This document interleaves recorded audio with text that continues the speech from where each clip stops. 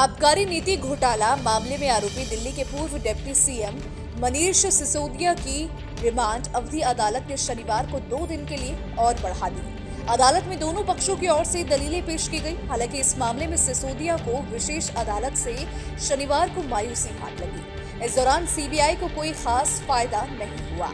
CBI ने सिसोदिया पर पकड़ मजबूत करने को लेकर तगड़ी तैयारी कर रही थी।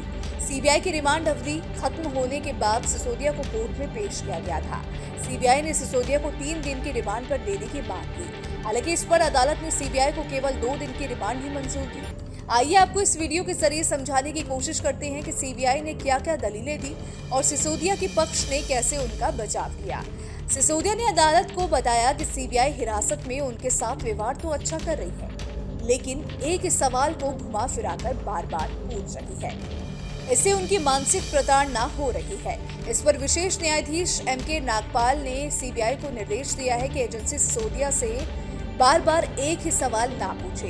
पेशी के दौरान सिसोदिया ने अदालत को बताया कि केंद्रीय जांच एजेंसी 3rd डिग्री का इस्तेमाल तो नहीं कर रही है, लेकिन 8 से 9 घंटे बैठना और एक ही सवाल का बार बार पूछना मेंटल टॉर्चर से कम नहीं है। सीबीआई को अदालत ने पिछली सुनवाई पर आरोपी पर 3rd डिग्री का इस्तेमाल नहीं करने का निर्देश भी दिया था।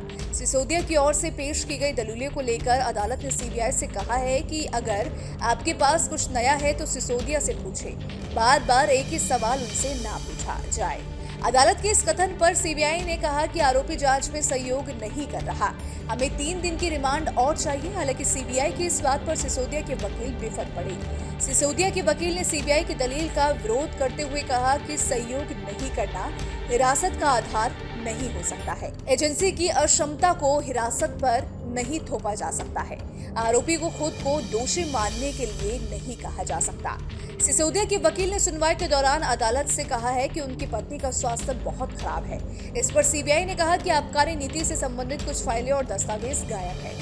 इन दस्तावेजों को बरामद करने के लिए सिसोदिया से अतिरिक्त पूछताछ करनी जरूरी है। हालांकि अदालत को सीबीआई की इस दलील में दम नजर आया, उसने इस दलील को मंजूर कर लिया। इसके बाद अदालत ने सिसोदिया को 2 दिन और सीबीआई की हिरासत में भेज दिया। सिसोदिया ने अदालत में अपनी जमानत याचिका भी लगाई। सिसोदिया की ओर से कहा गया कि उनको हिरासत में रखने से कोई मकसद हासिल नहीं होगा, क्योंकि मामले में सारी बातें ही हो चुकी थी और सब कुछ पहले से ही साफ है। अदालत ने सिसोदिया की जमानत याचिका पर सीबीआई को नोटिस जारी किया है। इस पर सीबीआई ने कहा कि इसे इसके लिए समय चाहिए। इसके बाद अदालत ने कहा कि आपको 10 मार्च तक ही जवाब दाखिल करना होगा। हालांकि राउस एवेन्यू स्थित विशेष न्यायाधीश एमके नागपाल की अदालत ने सीबीआई को निर्देश दिया कि पूछताछ सुप्रीम कोर्ट के निर्देशों के अनुसार ही होनी चाहिए। आपको बता दें कि पूछताछ के लिए सीसीटीवी कवरेज वाले स्थान का ही चयन किया जाए और पूरी प्रक्रिया की फुटेज को सीबीआई सहेज कर रखे, ये बात कही गई है सुप्रीम कोर्ट की तरफ से। बहरहाल आपकी इस खबर पर क्या राय है, हमें कमेंट्स बॉक्स पे जरूर बताइएगा।